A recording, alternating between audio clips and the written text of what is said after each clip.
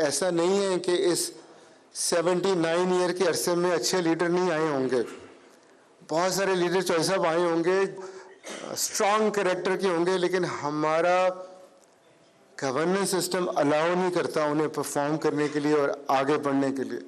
और बहुत सादा सी उन्होंने एग्जांपल दी, 79 ईयर्स के हो चले हैं, 20 साल बाद 100 साल का होना है।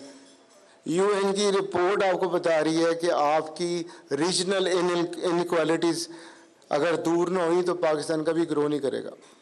आपके वीक इंस्टीट्यूशन की वजह ये बता रहे हैं कि लोग मजबूत हैं, इसी वजह से करप्शन है। ये तब दूर होगी जब लोग उसकी ऑनरशिप लेंगे। प्राइवेट सेक्टर को फ्लरिश ही नहीं करने दिया जाता। तो अगर हम आगे बढ़ना चाहते हैं तो हमें अपने गवर्नेंस मॉडल को देखना होगा, हमें स्मॉलर एडमिनिस्ट्रेटिव यूनिट बनाने होंगे।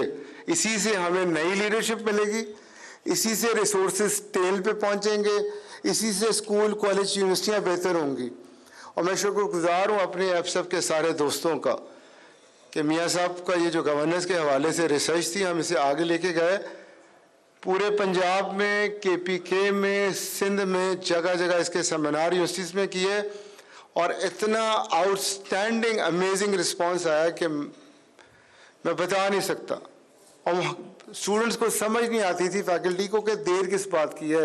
ये तो कॉमन सेंस की बात है कि जब कोई ऑर्गेनाइजेशन बड़ी हो जाए तो वो सब डिवाइड करती है छोटे यूनिट्स में ताकि परफॉर्मेंस ज़्यादा बेहतर पड़े। तो इंशाल्लाह ताला आज मियाँ साहब को गवर्नेंस पे बात करने के लिए बुलाया है। तरीक़ेकार हमने वही बहुत एकेडमिक इंफॉर्मेटिव रखा है कि पहले मियाँ साहब गुफ्तगू करेंगे, फिर आपके सवालात के जवाब होंगे।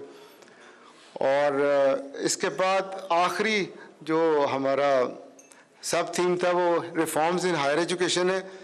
मेरे साथ इकरार साहब भी यहाँ बैठे हैं और इकबाल साहब भी बैठे हैं। मैं इस पर लंबी चौड़ी बात तो नहीं करूँगा क्योंकि रिकमेंडेशन बुक फॉर्म की सूरत में आ चुकी हैं जो आप सब तक आ जाएंगी, जो राउंड टेबल्स हुई हैं। 2-3 सादा बातें हैं सर।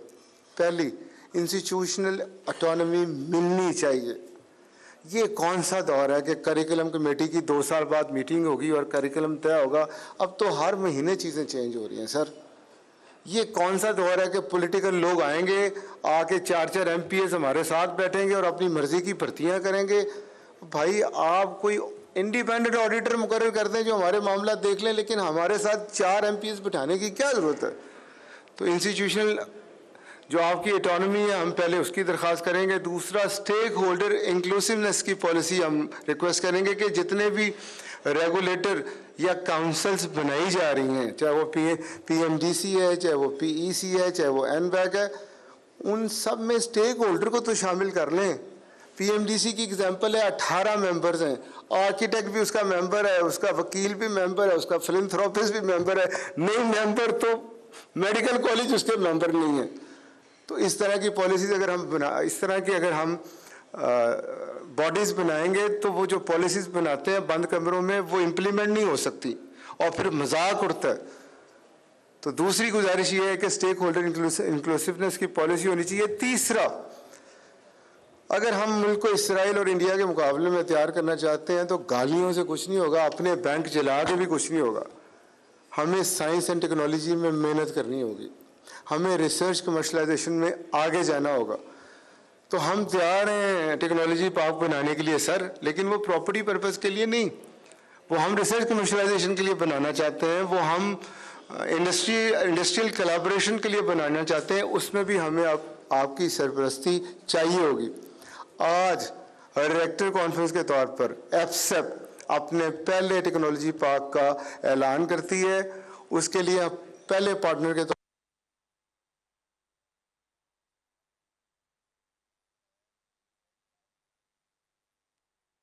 जॉय साहब से और इकरार साहब से गुजारिश करूंगा कि उसकी स्टीयरिंग कमेटी में हो, हमारे साथ बैठें, गाइड करें, लीड करें।